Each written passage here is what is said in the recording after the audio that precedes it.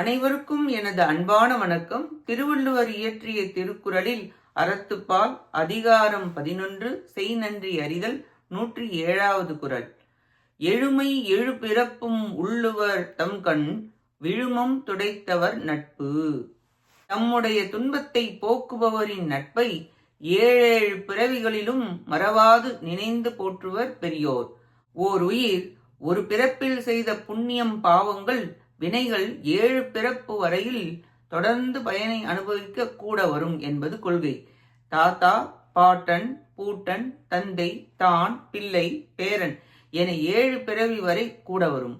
நல்லவர்கள் நல் எண்ணமாய் போட்டது அது உயிரிலே தங்கி கூடி வரும். நல் வினையாய் கூட வரும்.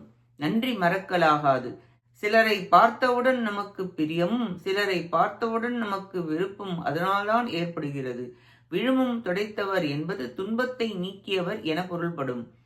தம் துன்பத்தை நீக்கியவருடைய நட்பினை வினைப்பயன் தொடரும் 7 பிறவிக்கும் தொடர்ந்து அன்புடையவராய் இருப்பர். 106, 107 இந்த 2 குறளால் நன்றி செய்தாரது நட்பு விடலாகாது என்பது குறிப்பிடப்பட்டது. நன்றி, வணக்கம்.